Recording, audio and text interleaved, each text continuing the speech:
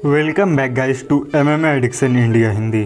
तो आज की इस वीडियो में हम ब्रेक डाउन करेंगे ब्रायन ओर्टेगा बेस याइर रोड्रिगेज की फ़ाइट, जो कि UFC on ABC 3 fight night card का मेन इवेंट होने वाली है। और ये इवेंट हम 16 जुलाई को रात 11:30 बजे से देख पाएंगे। तो चलिए वीडियो शुरू करते हैं। तो ये फ़ाइट ऑन पेपर इस साल की one of the best fight होने का दम रखती है, और ऐसा मैं इसलिए कह रहा हूँ क्योंकि ब्रायन ओर्टेगा और याइर रोड्रिगेज दोनों ही बहुत एक्साइटिंग फाइटर्स हैं, और दोनों ही शायद ही कभी किसी अपने करियर में किसी बोरिंग फाइट का हिस्सा रहे होंगे। और एक्साइटिंग फाइटर्स होने के साथ साथ ब्रायन ओर्टेगा और याइर रोड्रिगेज दोनों ही बहुत ड्यूरेबल फाइटर्स भी हैं। तो इसका मतलब ये है कि हमें एक नॉकआउट की बजाय एक 25 मिनट की ऑल आउट वॉर देखने को मिलने के चांसेस ज़्यादा हैं। तो ये फ़ाइट एक बिल्कुल ही मस्ट सी फाइट है, तो इस फाइट को आप बिल्कुल भी मिस मत करिएगा। तो चलिए अब करते हैं इस फाइट को ब्रेक डाउन। तो सबसे पहले बात करते हैं इस फाइट की सबसे एक्साइटिंग और क्लोजली मैच्ड एस्पेक्ट की, यानी दोनों की स्ट्राइकिंग की। तो सबसे पहले बात करते हैं याइर रोड्रिगेज की स्ट्राइकिंग की। तो याइर रोड्रिगेज UFC के one of the most dangerous versatile strikers में से एक हैं, और उनको डेंजरस उनकी अनऑर्थोडॉक्स स्ट्राइकिंग और हैवी रिस्क मैन्यूवर्स को यूज करने के साथ साथ उनकी बुलेट प्रूफ मेंटालिटी बनाती है। क्योंकि चाहे वो फाइट को कितनी भी बुरी तरीके से हार क्यों ना रहे हों, वो फाइट के लास्ट सेकेंड तक फाइट को जीतने के लिए अपनी पूरी ताकत लगाते हैं।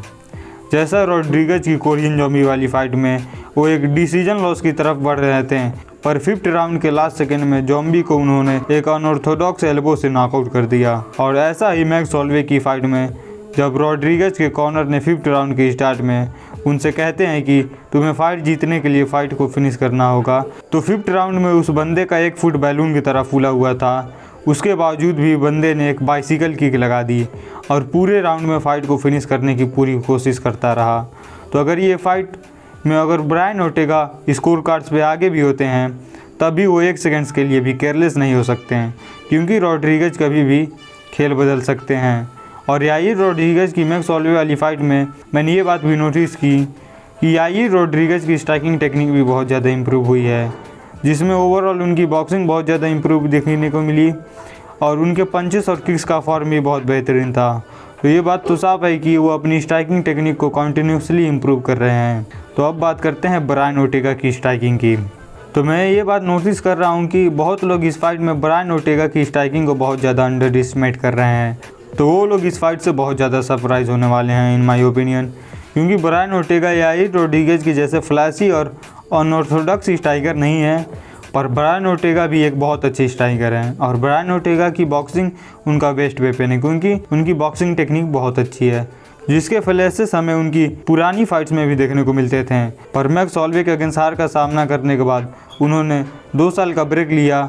फिर जब ओर्टेगा ने अपनी रिटर्न फाइट में कोरियन ज़ॉम्बी के अगेंस्ट फाइट लड़ी, जो कि खुद एक बहुत अच्छे स्ट्राइकर हैं, उन्हें ओर्टेगा ने from start to finish dominate कर ओर्टेगा ने शोकेस किया कि उनकी स्ट्राइकिंग कितनी इम्प्रूव हुई है। और ओर्टेगा चाहे क्यों ना अपनी रोड्रिगेज जितने वर्सेटाइल और अनऑर्थोडॉक्स स्ट्राइकर क्यों ना हो, पर ओर्टेगा भी वेल राउंडेड स्ट्राइकर हैं, और ओर्टेगा भी याइर रोड्रिगेज की तरह ये एल्बोस का बहुत ही बेहतरीन यूज़ करते हैं। और ओर्टेगा को भी सबसे डेंजरस उनकी नेवर गिव अप मेंटालिटी ही बनाती है, क्योंकि वो फाइट में कितनी ही बुरी तरीके से क्यों ना हार रहे हों, अगर उनका अपोनेंट कोई भी गलती करता है या फिर वो ही कोई अपॉर्चुनिटी क्रिएट करते हैं, तो ओर्टेगा कभी भी उस मौके को जाने नहीं देते हैं और उस अपॉर्चुनिटी पर कैपिटलाइज करते हैं। तो यही चीज़ है जो ओर्टेगा को किसी के लिए भी एक डेंजरस चैलेंज बनाती है।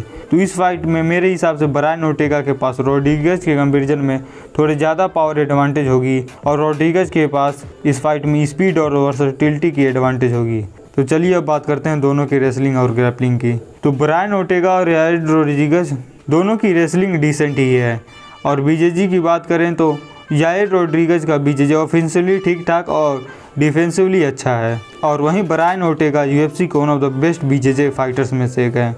तो अगर ये फाइट ग्राउंड पे जाती है तो ब्रायन ओर्टेगा के पास बहुत ज़्यादा एडवांटेज होगी, पर ओर्टेगा फाइट को ग्राउंड पे ले जा पाएंगे या नहीं ये देखने वाली बात है, क्योंकि ओर्टेगा की रेसलिंग थोड़ी वीक है, पर ओर्टेगा क्लिंच पोजीशन का यूज करके भी रोड्रिगेज को सबमिट कर सकते हैं। तो अब मैं इस फाइट में किसे पिक कर रहा हूँ ये बताऊँ तो मुझे लगता है कि ब्रायन ओर्टेगा एक क्लोज फाइट में डिसीजन के जरिए इस फाइट को जीतेंगे, पर मैं चाहता हूँ कि याइर रोड्रिगेज ये फाइट जीतेंगे, क्योंकि अगर याइर रोड्रिगेज इस फाइट को जीतते हैं तो हमें एक नया टाइटल चैलेंजर देखने को मिलने वाला है, क्योंकि याइर रोड्रिगेज ने बताया कि UFC ने उनसे कहा है कि अगर वो ये फाइट जीत जाते हैं तो उन्हें नेक्स्ट टाइटल शॉट दिया जाएगा। और अलेक्जेंडर वोल्कानोव्स्की वैसे याइर रोड्रिगेज की फ़ाइट देखने लायक होगी। तो आप लोग इस फाइट में किसे पिक कर रहे हैं मुझे कमेंट्स में ज़रूर बताएं।